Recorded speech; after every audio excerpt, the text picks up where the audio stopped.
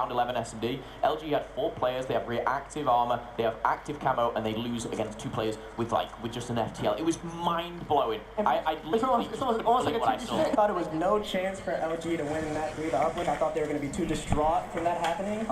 And, you know, they bounced back. And they're going into game 4 right now. They're looking very well. I mean, they're showing you that kind of classic luminosity right now. All of a sudden, we go to that respawn game time. They're at half point, and you can see up 167 to 88.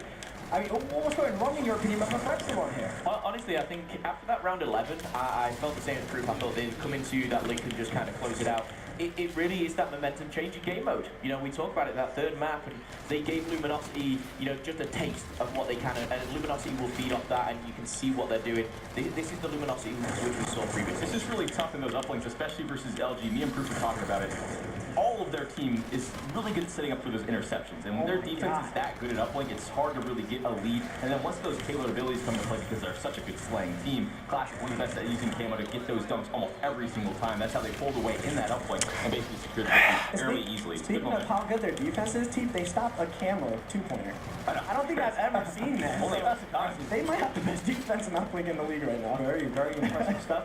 Obviously, just keep you updated elsewhere over on the Charlie station. That's going to be Envious versus Red Reserve. Another European squad up 2-0 in that one, and then Envy bounce back in 3 and 4. It's looking like it could be bad news bears for Europe here on day 1 of the Anaheim Open. I was going to uplink like a reserve and 2-0 up. Everyone's dancing around the stage right now. Now there's reverse sweeps coming on out of nowhere. But again, it just kind of shows the composure of these top North American teams. But MB Red Reserve going to game 5. That one's going to be a good one. I feel like the big question, just to go back to this Luminosity versus Epsilon matchup. Now, at this point in the game, TV, how does Epsilon come back into this? What do they have to do? Well, basically, it's going to go down to this next drill hill. They really need to get a solid setup and force the spawns out over towards that back hangar where you see LG is spawning now. It seems like the setup is working out pretty well. They need to win these gunfights at the top of the map, though.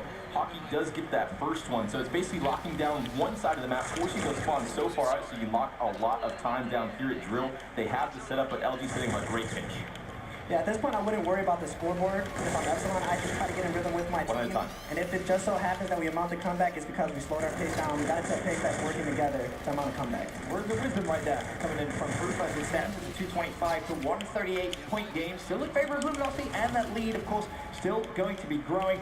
I feel at this point, it's almost impossible to lose this. It's difficult because at this point, this is where we've just seen, this is the payloads where they come in for the team that is kind of in the lead. Saints just getting reactive, not really making anything of it, but just keeping them at bay. We've got Slacks, I know Centurion and Octane, whatever he's rocking here, he's probably not game changing. I mean, just kind of wipes out 3 there, but I think he's just, you know, putting the inevitable at bay just for a few more seconds. 246. I know you don't want to look at the scoreboard, but man, only 4 clicks away from winning. I think you're just thinking about next night. Yeah, you're already in. All right, let's game 5 again. What map are we going to? It will be a throwback. So, T, thoughts on that one? Is this a map that maybe you think Epsilon can close this series out?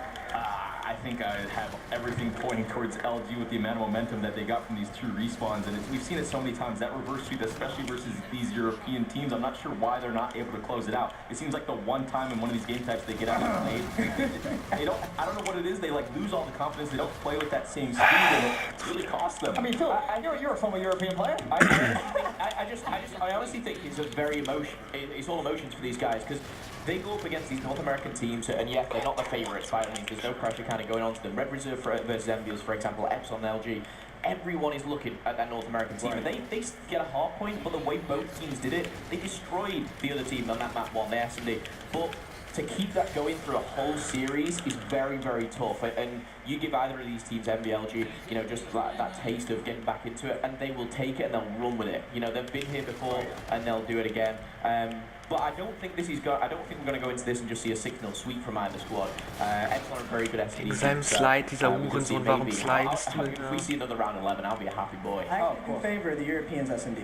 Really? Yeah. Interesting. Well, I think their aggression really pays off, and their trading ability really pays off in S&D. Fair enough. Obviously, we obviously know Luminosity versus Epsilon. That's going to game 5. But right now, over on the Charlie station, game 5 has already begun. This one is Team Envious versus Red Reserve. Again, to recap, Red Reserve, one of Europe's best squads. They were up 2-0, and they were convincing wins as well. Now all of a sudden they find themselves in a sticky situation, a Game 5 against Team Envious. And this kind of a win is so important to kickstart your group campaign, your pool play campaign.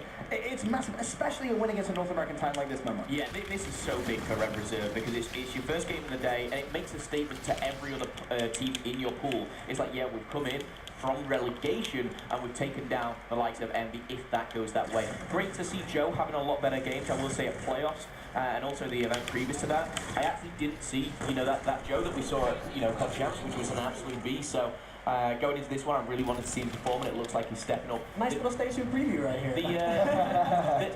I've got to say, the new squad of Red Reserve, it fits so well. I was telling Teep and obviously a few guys here, they're all just so happy with this roster, and I think that there's been a few back and forths, and to find the four that they're on now, it fits so well. 3 players doing them, and he'll just do his own thing. So it's great to see them comfortable, but he's definitely not over yet. Definitely not. Red Reserve do find themselves 2-1 up though, and it's worth mentioning, as you said, Joe, with a very solid start, 5-2 currently, leading Red Reserve. And going back to what Momo said, that is such an important factor, like being friends with your teammates and making sure everyone's on the same page. I think it really works out where 2 people kind of have conflicts and are able to see success. I think the one time I've seen it happen was with me and Pat. I think we've grown so much since then. Me and Pat literally muted each other mid-map in a tournament and then both dropped 30 bombs and dropped like 10 flat caps, and Chief's like, yeah, you two just stay mad at each other. Bring that fire every time. I love dealing with children. You should have rotated back. You're like He didn't rotate. a babysitter. That's what it must have been like. Oh, he was Fox. I wasn't an He was OBT, bad. I was a babysitter. Well, When you let us in a deep voice, I just would get quiet and be like, So win a championship, so that's of course all that matters. There are of course 2-2 in that one. Very, very close matchup thus far though. In terms of predictions from what you've seen so far though, Memo, who do you give this Game 5 edge to? I've got to favour the Europeans, I really do, and it's just based off the first S&D. If they won the first S&D, I'm going to give them the second one. Why not? It's not because I'm European at all. It's not at all. But they're also 2, well, they were 2-1 up. I've got to say, Envious